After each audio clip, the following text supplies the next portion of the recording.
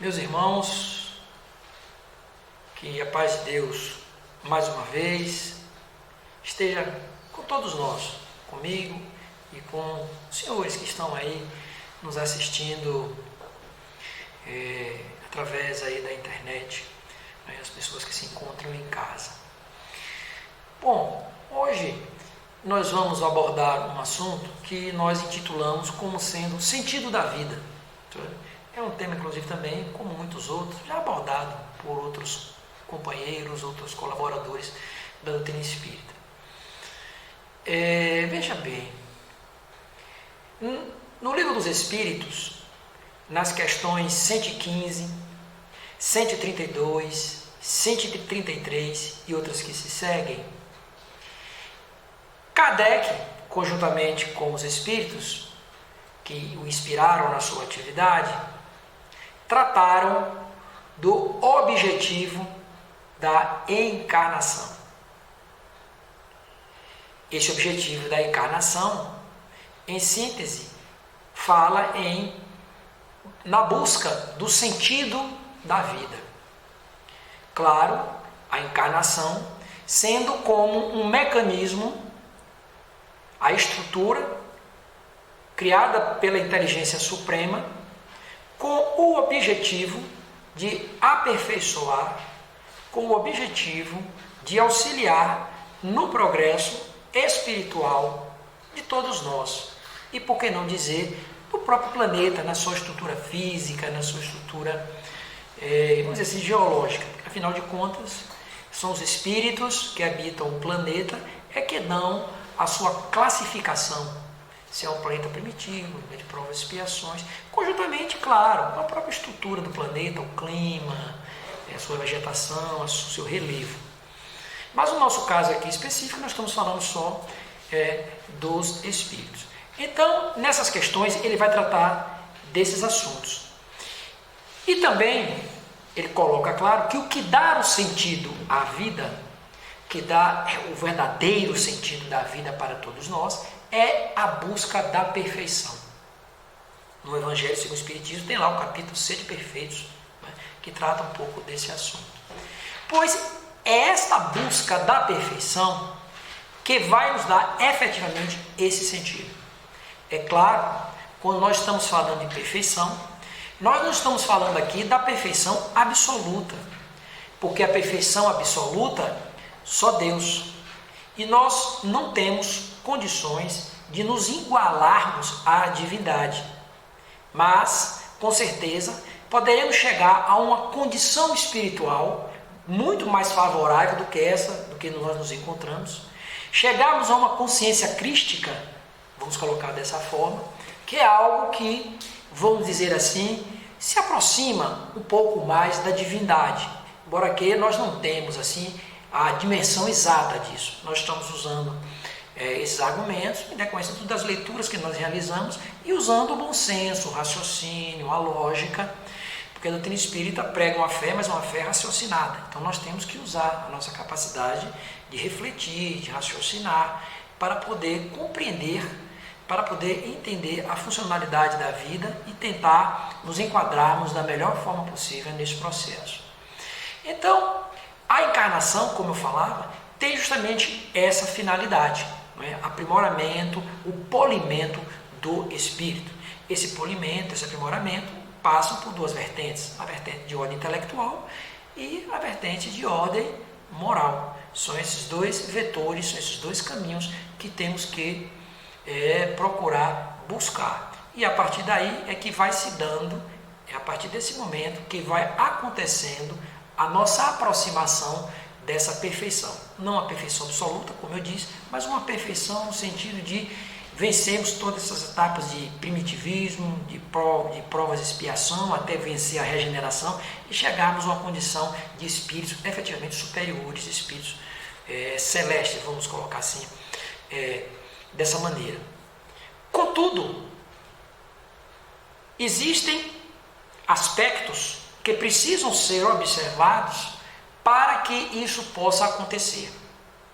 No Livro dos Espíritos, ele vai dizer que é necessário nós observarmos três aspectos. Ou seja, 3 tarefas que precisamos realizar. Seria a realização da missão que todos nós temos, passar pelo processo expiatório e darmos a nossa contribuição na obra divina. No processo de realização da missão, entenda-se uma missão, seja ela a mais simples possível, uma singela, até uma missão de uma proporção que exige uma condição intelectual maior. Porque tudo é uma missão. Porque muitas vezes, nós estamos fazendo ênfase a isso, porque muitas vezes quando se fala uma missão, muitas pessoas entendem como sendo algo grandioso, algo assim que vai atingir um grande número de pessoas, que vai ser uma tarefa que vai mudar significativamente a sociedade, as pessoas. Não é só nesse nível. Toda atividade, por mais simples que seja, é considerado uma missão, porque ali foi confiado por Deus para que o indivíduo ali realize aquela tarefa. E através da boa execução das tarefas ditas de menor proporção, é que o indivíduo, que o espírito vai se credenciando para realizar as atividades, as missões ou as tarefas de maior envergadura, de maior complexidade. E Deus, claro, na sua sapiência, não vai entregar uma missão, uma tarefa de grandes proporções a espíritos despreparados. Nós não fazemos assim na nossa vida. Que dirá Deus, essa inteligência suprema. Então é necessário que o indivíduo realize a tarefa, a missão que ele tem que cuidar. O seu trabalho, cuidar da sua família, seja esposa ou filhos, ou se ele não for casado, dos seus irmãos, dos seus pais. É necessário que ele realize a sua missão. Cuidar de uma casa espírita e outras atividades que se tem aí no mundo. Isso é realizar a missão do indivíduo. Uma outra questão que nós falamos, que o Livro dos Espíritos também coloca, é o indivíduo ter que expiar. Por que ele coloca isso, expiar? Expiar, entenda-se, o indivíduo passar por situações, vamos dizer assim, vou usar esse adjetivo, de sofrimento. Passar por situações que geram desconforto. Situações que são verdadeiros desafios que o espírito tem que superar. Mas tudo isso, sabemos, esses processos expiatórios, não é para poder pagar. Muitas vezes nós usamos esse verbo, pagar. Eu particularmente não gosto muito dessa expressão. Mas é necessário entender que esse processo é um processo para que o indivíduo, para que o espírito, possa também aprimorar-se a nível moral, intelectual e também resgatar possíveis equívocos cometidos no passado que comprometeram o seu processo evolutivo. Que ele possa tentar restaurar qualquer desequilíbrio que ele tentou ocasionar, o que ele ocasionou, a própria estrutura da vida, a própria estrutura do sistema. Porque nós vivemos em um sistema, a vida é um sistema, o planeta Terra é um sistema, o universo é um sistema. E nós fazemos parte desse sistema, nós somos uma peça de engrenagem desse sistema. Então, toda vez que nós transgredimos qualquer regra, quando nós transgredimos as leis de Deus, essas leis universais que dão equilíbrio à vida, que fazem com que as coisas possam funcionar a contento, nós adquirimos, vamos colocar assim, débitos, nós adquirimos compromissos, não é? Eu gosto mais dessa expressão, adquirimos compromissos que vão precisar ser revistos por nós mais adiante em um determinado momento.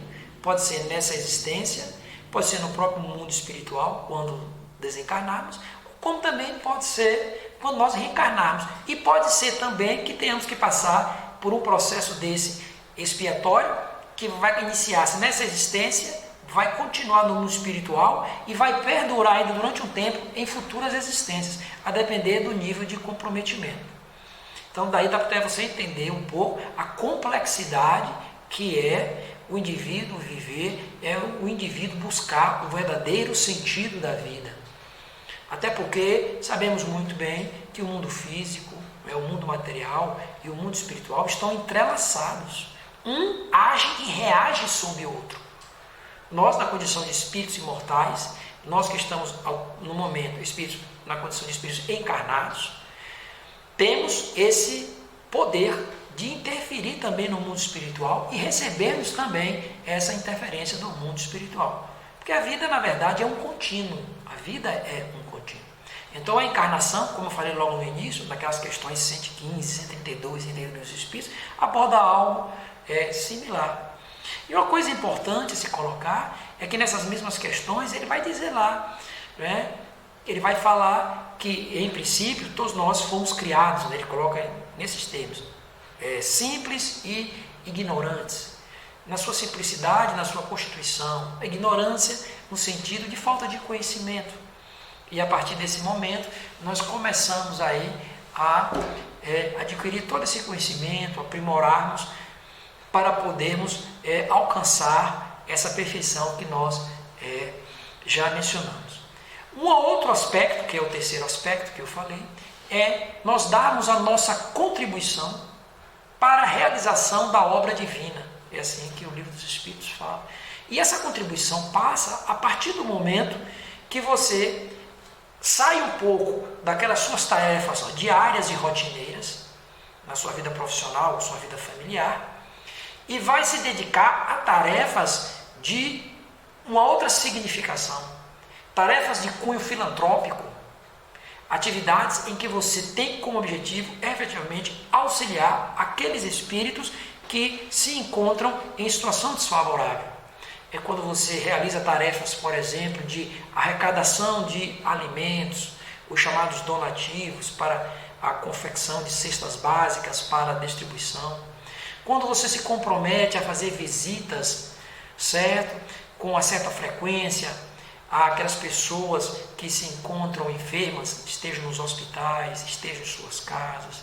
Quando você se predispõe a, durante um bom tempo, semanalmente, tem que ter uma certa rotina, não pode ser uma coisa assim eventual, certo? Você se dedica a visitar as pessoas, os nossos irmãos idosos que estão aí nas casas de acolhimento para essas pessoas.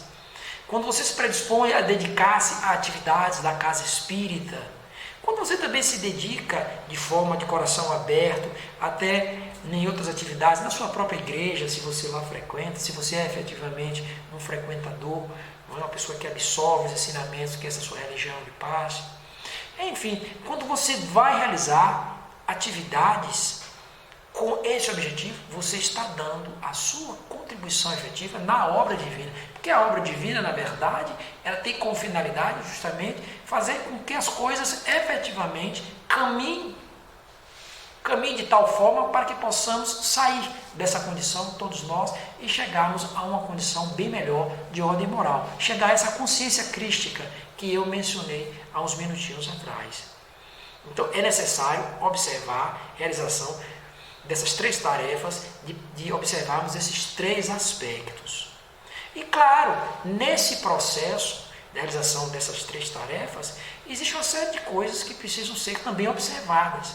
Daí nós temos afirmado, também há uns minutinhos atrás, da complexidade que é a própria vida, que é nós estarmos na vida. Porque também não vai adiantar, já que nós somos espíritos imortais, já que nós estamos momentaneamente espíritos encarnados, a encarnação é um mecanismo que nos auxilia nesse processo de transformação. Nós precisamos procurar justamente viver nessa totalidade e para buscarmos essa perfeição numa condição, vamos dizer assim, integral, né?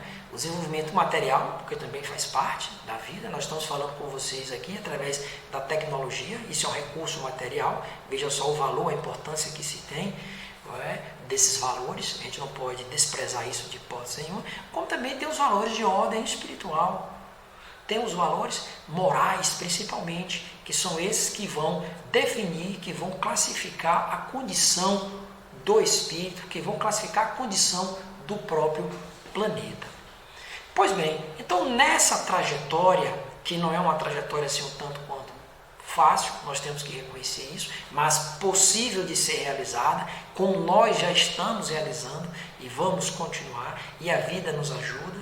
Vamos lembrar recentemente aqui, me veio aqui à memória, o próprio processo da pandemia que nós passamos agora recentemente, com o Covid-19, Tudo isso são mecanismos, né, que a vida também usa para dar um impulso ao processo de renovação e transformação da humanidade. Isso é um bom exemplo para poder justificar tudo aquilo que eu estou falando nesse momento. Mas existem outros aspectos, outros recursos também que a vida, que Deus nos dá para que a gente possa tentar realizar todas essas tarefas. No livro Jesus no Lar, psicografado por Francisco Cândido Xavier, pela inspiração do espírito Neio Lúcius, lá no capítulo 27, cujo título é O Dom Esquecido. E este espírito, ele narra, dizendo que Jesus se encontrava em uma casa, em uma conversa com algumas pessoas. E Jesus narrava que existia um homem que teve as bênçãos, que teve a graça de poder estar na presença do Espírito dispensador dos dons da vida. Ele colocou dessa forma, ou seja, o Espírito que tinha a autoridade para lhe dar os dons da vida. Seria mais ou menos essa ideia que ele quer transmitir. E eis que esse homem, ele, em contato com esse Espírito, com essa oportunidade que ele teve, ele pede a este Espírito dispensador, primeiro, a mocidade. Ele pede o dom da jovialidade. Ele pede o dom da juventude, achando que com isso era o suficiente para ele poder alcançar a felicidade, para que ele pudesse alcançar uma condição espiritual mais favorável. Mas ele percebe que falta nele a experiência de vida, falta nele a maturidade para lidar com as questões da vida. Então ele percebe que a mocidade, ela por si só, não foi suficiente. E aí, novamente, ele vai de encontro ao Espírito dispensador dos dons divinos e pede agora a riqueza. Ele agora vai e pede a riqueza, achando que agora com o poder econômico ele vai conseguir equacionar as dificuldades, os problemas e também, claro, vai alcançar a felicidade. Mas eis também que agora novamente ele é surpreendido, porque ele percebe que com a riqueza ele atrai os olhares dos invejosos, os olhares dos preguiçosos, os olhares dos maledicentes e que interferem na sua vida, que o prejudicam. Então ele viu que o dom da mocidade e o da riqueza não foram suficientes. Ele vai outra vez agora na presença do Espírito dispensador e pede agora um outro dom. Ele pede o dom da liberdade. A liberdade, talvez seja aí a liberdade, a maior prova do amor de Deus para conosco, seja justamente a liberdade. Joana de Ângeles, inclusive, fala sobre isso. Não só essa liberdade do ir e vir, que essa liberdade é importante, mas nós estamos falando aqui a liberdade do sentir, a liberdade do pensar, do poder escolher. Nós estamos na fase da razão, no estágio nominal. Então nós temos o livre-arbítrio para poder conduzir a nossa vida da forma como nós assim entendemos. Porém, eis que esse rapaz, este homem, ele acaba confundindo liberdade, vamos dizer assim, com libertinagem. Ele começa a fazer mau uso dessa liberdade. E isso começa a trazer, na verdade, problemas para ele, dificultando também a sua vida. E ele novamente decepcionado vai novamente ao encontro do Espírito dispensador dos dons da vida e ele pede agora o poder, pede o dom do poder. E ele percebe, ele entende, melhor dizendo, que o poder que ele tenha vai ser suficiente agora para dar essa segurança, essa garantia para que ele possa ser feliz. Mas novamente, outra vez, ele é surpreendido e percebe que o poder atrai o ódio, atrai sentimentos cruéis que vão em direção a ele. Vejamos muitas vezes nos períodos eleitorais a disputa pelo poder. Vemos os candidatos se agredindo mutuamente, ofendendo-se. Tudo isso com o objetivo de quê? De alcançar o poder. Alcançar o poder material. E ele também sente o peso dessa disputa. Porque o ódio, esses pensamentos negativos que são direcionados para ele, os próprios efeitos da maldade ainda humana, não é, ameaçam a sua felicidade. Ele novamente, depois dessa experiência, percebe que o poder não ia ser suficiente. Ele já tinha pedido 4 dons ao Espírito Dispensador, mas nenhum dos 4 dons havia contemplado a sua expectativa. Ele vai novamente ao Espírito Dispensador e ele pede agora a inteligência. Ele pede o dom da inteligência, da condição intelectual, racional favorável. E aí ele percebe que com a sua inteligência, mesmo com a sua inteligência, ele não consegue colocar em prática todos os seus desejos, tendo que compartilhar de muita fantasia que o mundo oferece para poder ser aceito, porque senão, do contrário, ele iria conseguir inúmeros adversários por não compreenderem a sua linha de raciocínio, não ia conseguir compreender a sua forma de se posicionar perante a vida. Então isso também começou a inquietá-lo. Ele viu que não conseguiria impor. Isso muitas vezes acontece, eu já vi, eu não me recordo agora bem onde, mas eu já li um pensamento que diz que o indivíduo, principalmente pelo pensamento filosófico, quando o indivíduo começa a amadurecer muito, o indivíduo quando ele começa a adquirir conhecimentos de alta profundidade, não é? Sobre a vida, sobre o futuro, sobre o nosso comportamento, sobre a existência do indivíduo, ele começa a sentir-se um pouco só, porque ele vai avançando na escala de consciência e vai percebendo que ele começa a viver meio que numa solidão. Fico pensando muitas vezes, não vamos dizer Jesus, mas de certa forma, Jesus se encontrava assim, meio que um pouco solitário. Não é? Jesus não se sentia solitário porque ele sentia a presença de Deus, lógico. Mas se fosse depender dos espíritos que estavam ali à sua volta, ele iria se sentir só. Porque aqueles espíritos que estavam ali à sua volta não conseguiam o compreender. Então, nós poderíamos chegar a essa conclusão de que Jesus, de certa forma, estava só. Mas só olhando sob esse prisma. Tá certo? Então, este homem também percebe que a inteligência não foi suficiente. E agora, outra vez, ele vai ao Espírito Dispensador e pede agora um outro dom. O matrimônio feliz. Um casamento feliz. Ter sua esposa, seus filhos. E a ele foi concedido. Vivia uma vida tranquila, em paz com sua esposa, com seus filhos. Mas chega um determinado momento que a morte leva a sua esposa, a sua amada. E com certeza eles passam a sentir aí um vazio muito grande pela ausência da sua esposa. E aí ele chega à conclusão também que o matrimônio feliz não era suficiente para garantir a sua felicidade. E uma altura dessa ele já via no 6º dom pedido e não foi contemplado dentro da sua expectativa. E aí novamente ele retorna e vai agora ao Espírito Dispensador e pede agora a saúde. Saúde. Achando que com a vitalidade que a saúde do corpo oferece, até a saúde espiritual, por que não dizer, oferece, ele achava que com isso ia dar essa garantia para essa sua felicidade, para alcançar uma condição espiritual melhor. Mas esqueceu-se ele que com o passar do tempo veio a velhice.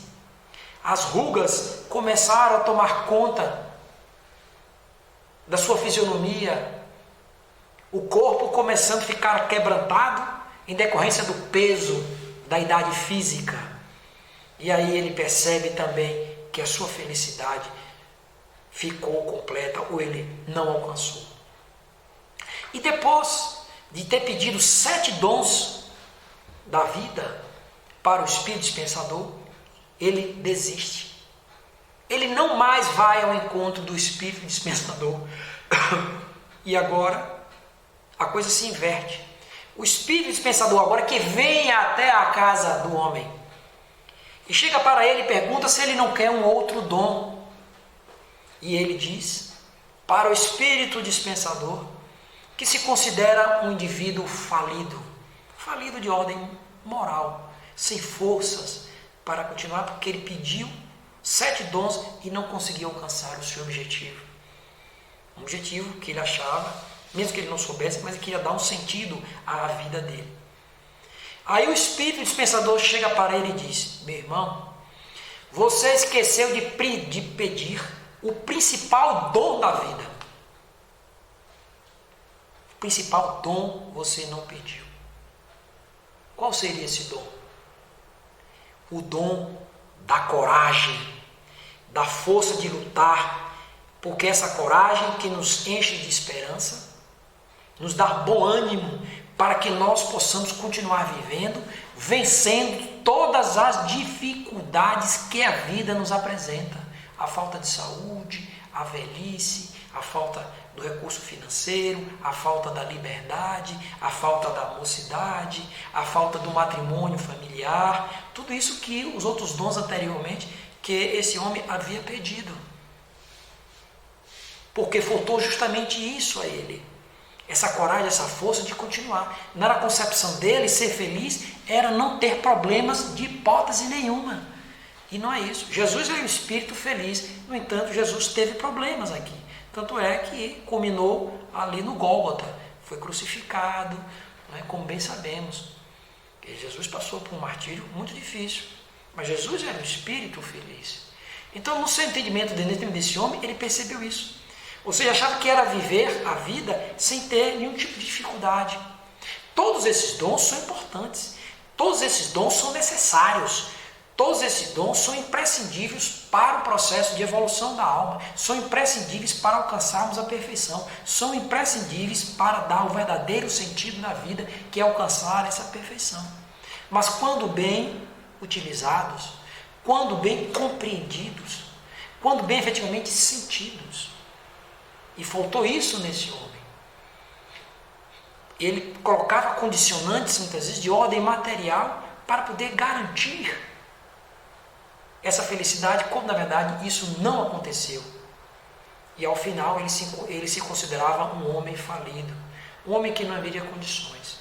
Não sabendo ele, inclusive, que todas as nossas rogativas, Deus nos escuta. Todas as rogativas atende. Você vê que o Espírito Dispensador aí atendeu todos os pedidos, não é, desse homem, para que ele teve um contato direto, né? Jesus usou esse recurso, contando a história que ele tinha contato direto com esse Espírito. Podemos não ter esse contato direto com esse Espírito, mas Deus, os amigos espirituais, escutam os nossos pedidos. Eles sabem do momento que você está vivendo, a dificuldade que você está passando. Você já pediu, já pensou, o Senhor da guarda sabe, está acompanhando. O problema é porque a resposta vem, só que nós não temos ainda a devida maturidade, nós não temos ainda a devida compreensão para entender, para ouvir, ou melhor dizendo, para sentir. Nas questões número 18 e 132 do Livro dos Espíritos, está lá, quando os Espíritos dizem que o véu é tirado, questão 18, por exemplo, o véu é tirado dos vossos olhos à proporção que o Espírito vai amadurecendo. E na questão 182, os Espíritos também dizem que as respostas que eles dão são proporcionais ao nível de compreensão que nós nos encontramos. Isso é nada mais do que lógico. Quando a criança se dirige a nós e faz muitas vezes uma pergunta que ela não sabe a complexidade da resposta, mas ela faz a pergunta. De que forma nós damos a resposta a ela?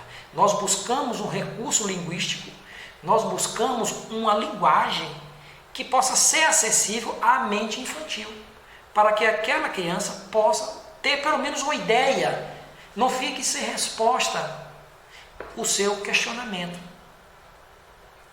Deus, os amigos espirituais, também se portam da mesma forma, com muita sabedoria. Ao longo da trajetória humana, vamos observar, ao longo do processo evolutivo do pensamento humano, da evolução da própria sociedade, materialmente também falando, vamos observar inúmeras respostas que nos foram dadas ao longo do tempo.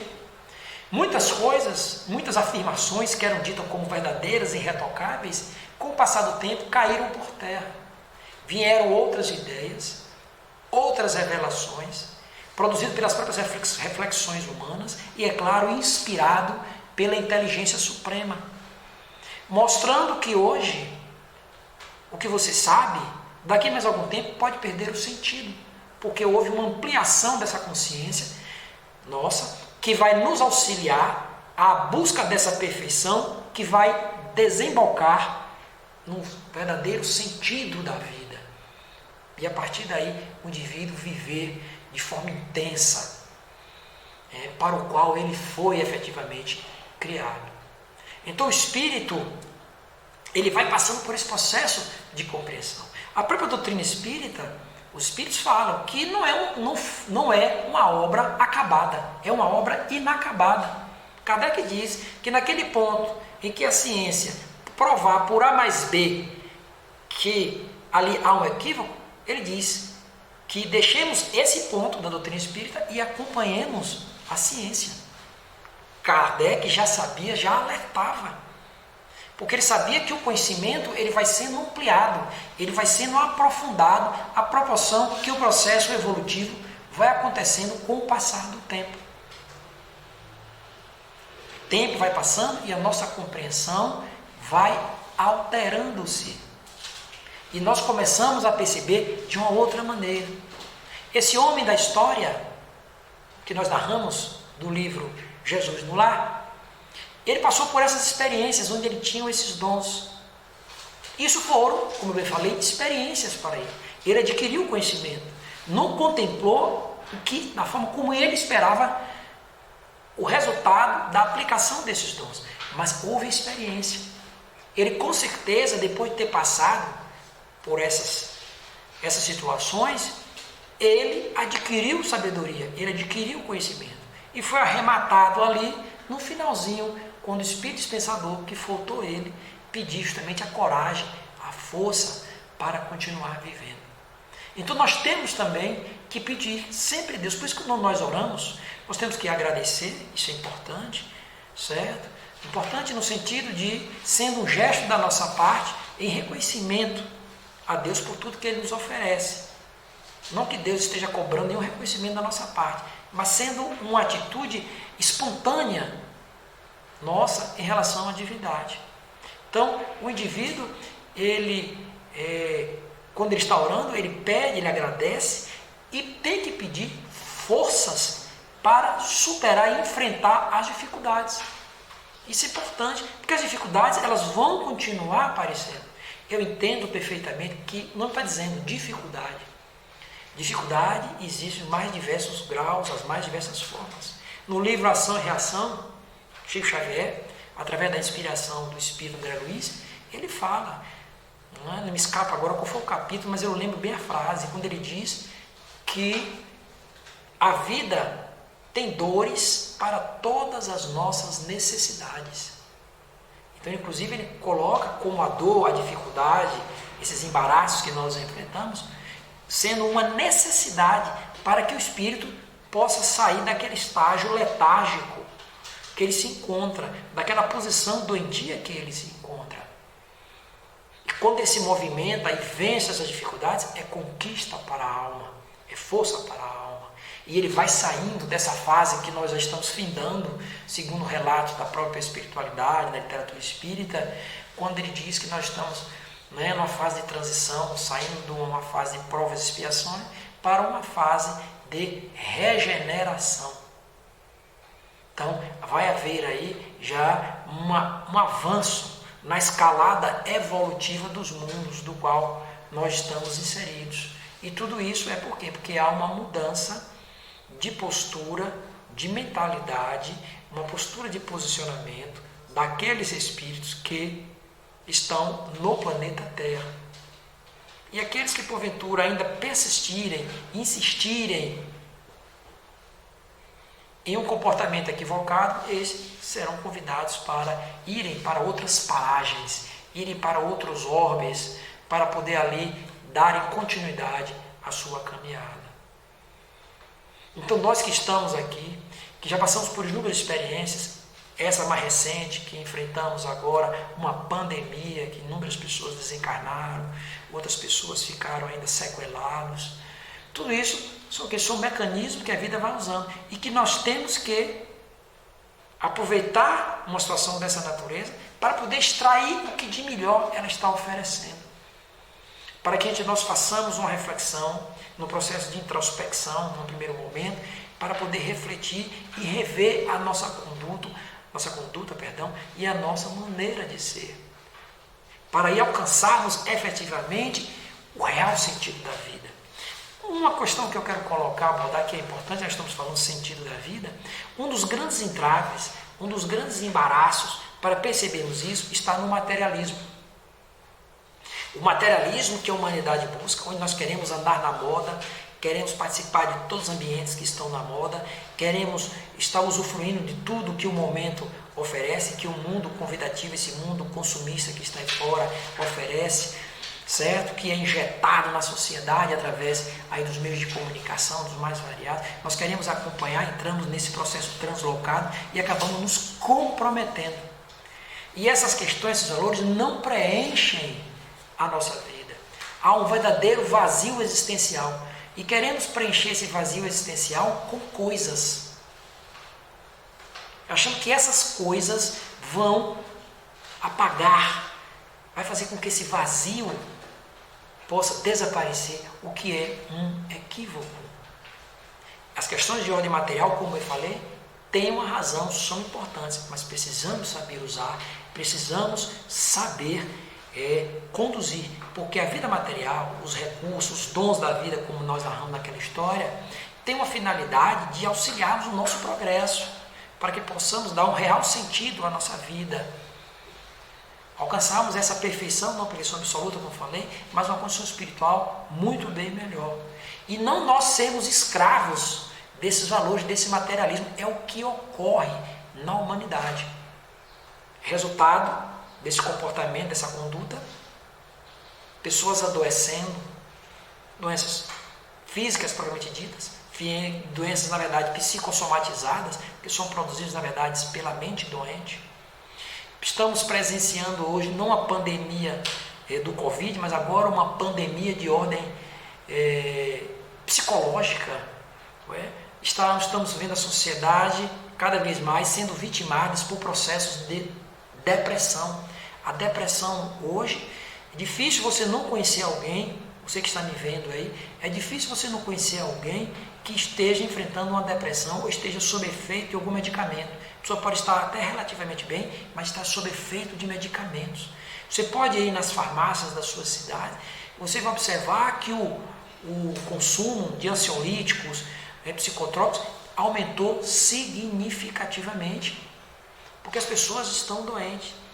Um outro sinal extremamente preocupante desse materialismo, do equívoco que nós vamos cometendo, achando que vamos resolver os nossos problemas da vida, que vai dar esse sentido, está impulsionando o espírito para o suicídio.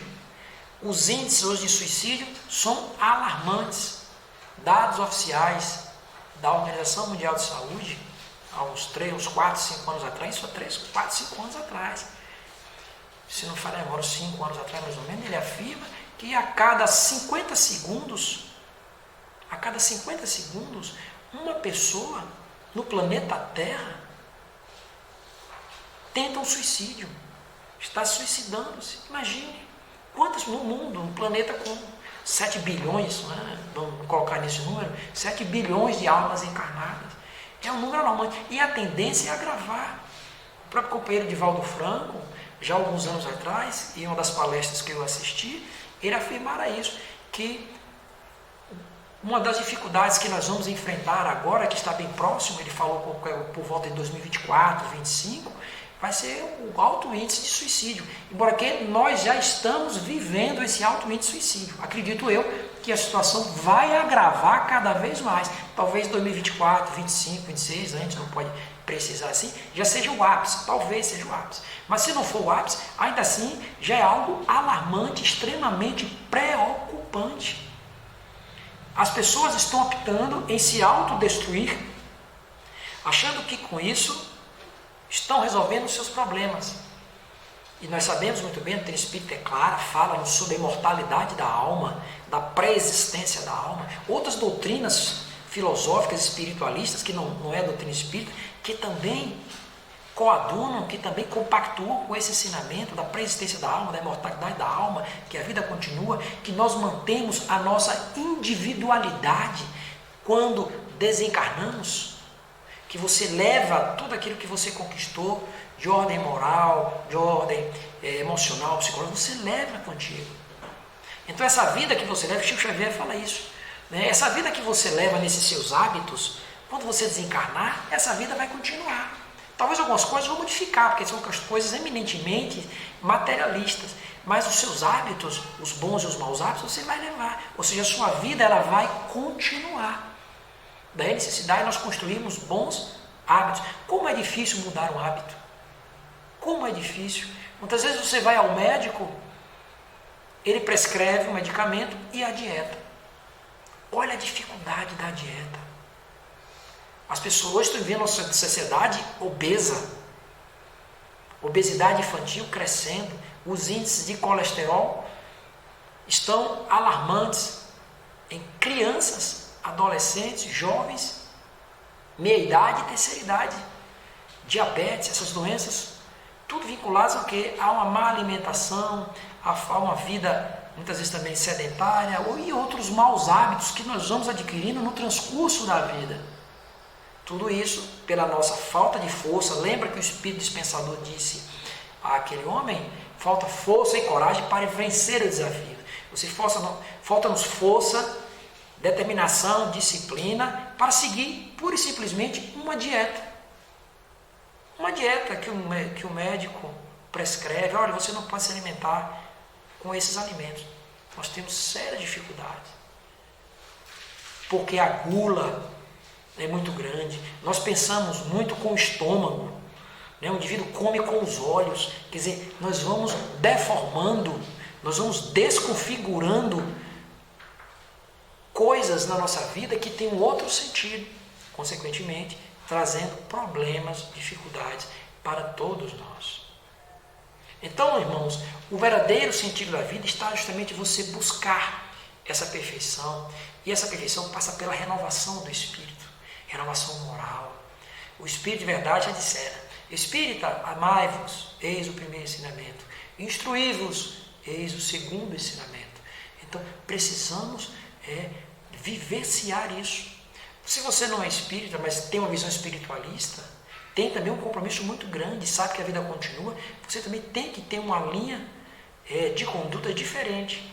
Para aquelas outras pessoas que não têm, tem um benefício, vamos dizer assim, em princípio, desconhecimento. Mas ainda mesmo assim, a vida cobra, vai impulsionando o indivíduo para que ele mude de comportamento, de conduta e, quiçá, chegar o mais rápido possível a esse entendimento, essa visão de reencarnação, de pluralidade dos mundos habitados, mortalidade da alma, pré-existência, certo? Entender informações dessa natureza, entender que nós vivemos em um sistema, a vida é um sistema, nós estamos lutando para deixar que esse sistema funcione a contento, certo? Entender que existe toda uma funcionalidade da vida, certo? Entender que tudo que você faz, ela gera uma funcionalidade, certo? Existe toda uma funcionalidade das leis da vida, certo? Eu me lembro agora daquele livro do professor Pedro Baldo, que é a técnica funcional da lei de Deus, né? Onde ele vai falar da funcionalidade, certo? Quando você projeta uma ação, quando você toma uma atitude, você começou a movimentar forças para que possa alcançar aquele determinado objetivo. Só que, infelizmente, nessa nossa trajetória, nós damos impulsos para objetivos equivocados. E começamos a retroalimentar essa trajetória que lá na frente nós nos sentiremos decepcionados. Muitas vezes foi os dons, aqueles 7 dons que o homem da história né, contada por Jesus, foi narrada pelo Espírito Neil Lucius, coloca, certo? Ele foi também, ele sentiu ao final, viu que não foi contemplado na sua expectativa. Ele foi surpreendido. Então nós também, já temos, pelo menos o espírita, ele já tem, pelo menos, reúne pelo menos as mínimas condições, pode não é na sua totalidade, mas as mínimas condições para tentar fazer algo diferente. Nós estamos tentando fazer algo diferente. Nós, que eu digo, eu e você, todos nós estamos tentando fazer algo diferente. Caindo, levantando, mas levantando sempre. Porque nós temos o direito de cair. Mas podemos cair como caímos, mas nós não temos o direito de permanecer caídos. Nós temos que levantar. E você pode levantar. Nós podemos levantar. Uma situação que você se encontre dando a ideia de um beco sem saída, você pode sair dessa situação. E tem saída. Não existe nenhum problema. Não existe nenhum problema que não tenha solução. Não existe. A doença mais incurável, ela tem solução. Muitas vezes é que as soluções que vêm, que são dadas, muitas vezes nós não compreendemos. Nós queremos soluções imediatas, nós somos imediatistas. Lembra que eu falei que a resposta divina vem, as nossas rogativas, nós é que não compreendemos. Eu falei isso uns minutinhos atrás. Então, que nós tenhamos esse entendimento. E outro aspecto, para a gente finalizar aqui, a fé. A fé é importante. É necessário que nós trabalhemos a nossa fé, que nós procuremos ampliar a nossa fé. A gente não pode impor uma fé. Eu vou lhe dar a minha fé para você. Não é assim. Você tem que ter fé. Não funciona assim. Nós temos que ir construindo, construindo passo a passo, enfrentando dificuldades, construindo essa fé, e essa fé vai sendo construída justamente passando por esses desafios. E a coragem, como disse o Espírito Dispensador, a força de vontade, a determinação é um elemento importantíssimo para que possamos vencer tudo isso e alcançarmos o real sentido da vida. Que Deus nos abençoe, nos ampare. Espero ter contribuído, meus irmãos, meus amigos, na caminhada de cada um dos senhores. Paz para todos.